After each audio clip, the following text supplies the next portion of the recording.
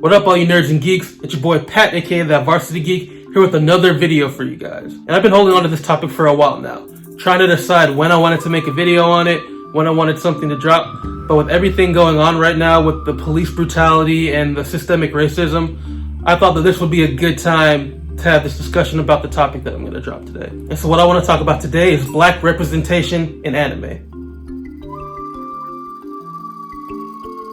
Now, as most of you know, anime is a visual medium that started off in Japan, but now its influence has spread throughout the entire world, changing the way that we think of cartoons, especially here in the US. And as such, a lot of the original characters started off having distinctly Japanese styles and sensibilities, or characters that were heavily influenced by Caucasian sensibilities. However, in the beginning, and honestly for a long time, the representation for black people in anime was either non-existent or focused heavily on stereotypes and even blackface. Just look at characters such as Mr. Black from the original Dragon Ball series. I mean, the name itself should already give away some of what I'm saying. But you can see the features that are focused on are very dark skin and very big, overemphasized, over-the-top pink lips, which has been a weird stereotype for black people for forever. And then you have characters such as Mr. Popo or the Pokemon Jinx that adhere to these same kind of stereotypical features, but are literally black-skinned, harkening back to blackface. Now, I'm not saying that these animators, these developers, these character creators were inherently racist. I'm not trying to say that at all. At that point, we're at a time where transfer of culture was nowhere near as easy as we have it now with the internet. It was very hard to get other people's cultures out and to experience the cultures of other people. So you really just had what was coming out of certain countries in their TV shows and their videos and things like that to go off of. And so these kinds of images and stereotypes for black people are probably all that they really got to see in Japan at that time, especially considering that the representation for black people in American TV at this time was very poor and adhered a lot to these same kind of stereotypes. So when the representation of black people coming out of the US is so poor, it's no wonder that you end up with things like this in foreign media and other things like that. We're talking about black characters. However, as exchange of culture and information has progressed and gotten easier, so too has the representation of black people and black characters in anime. And now we have many examples of well-proportioned, well-characterized black characters in a lot of popular anime, spanning the entire range of black colors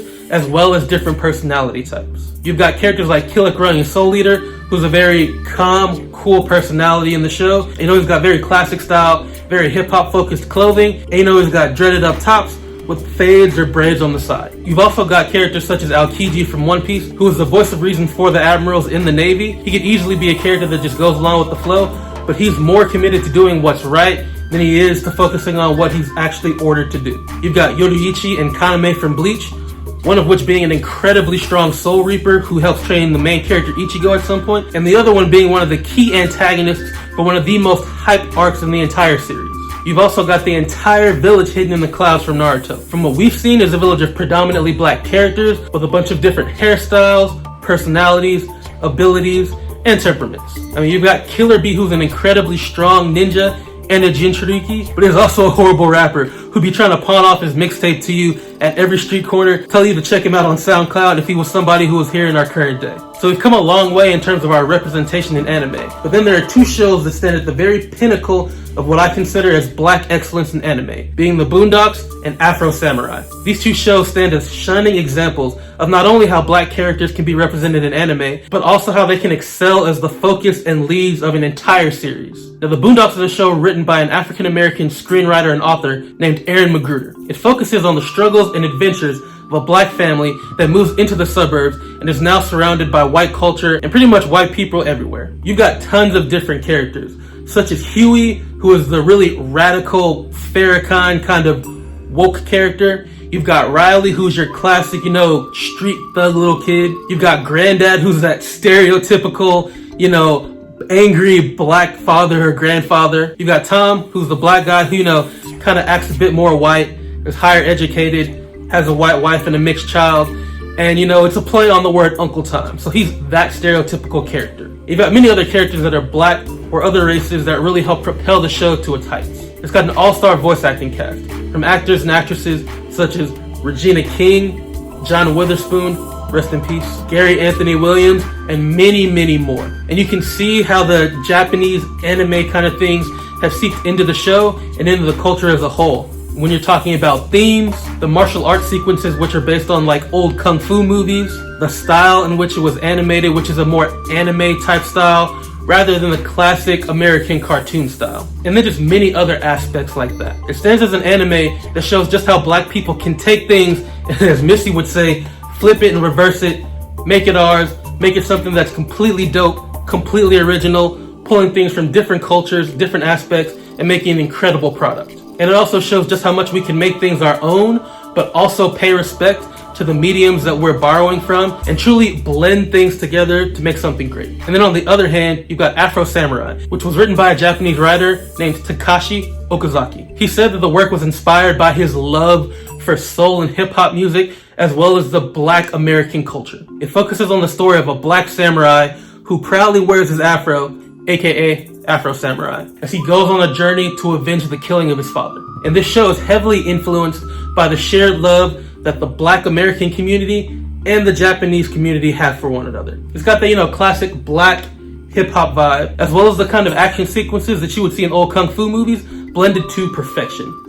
And the characters are really multifaceted, such as Afro, who is that calm, cool, collected kind of character who's very stoic and is super committed to the mission, but also has a lot of rage and emotions on the inside that he's not letting out. And then you've got Ninja, who really kind of represents Afro's crazy emotions, and he's acting like that crazy uncle that always shows up to the barbecue, but nobody invited, and you're always wondering how he got there, just kind of out there making a fool of himself. That is Ninja to a T.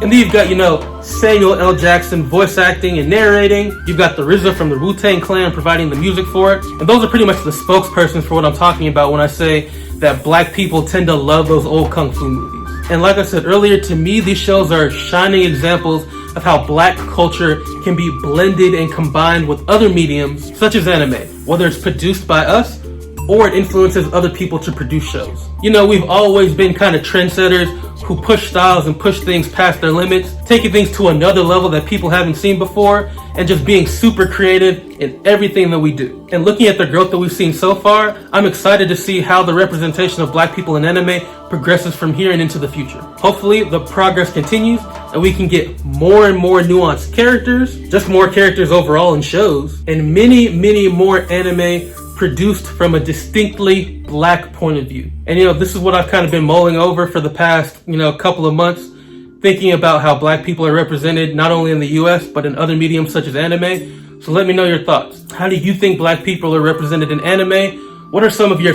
favorite black anime characters? What are some of the shows that you think really do black people justice? And honestly, what do you think are some of the shows that don't? And, just chop it up in the comments. I hope that we can have a really great discussion about this topic. And, I want to pay my respects to the families of Ahmaud Arbery, George Floyd, all the families who have had people taken away from them due to police brutality and systemic racism that focuses on black people.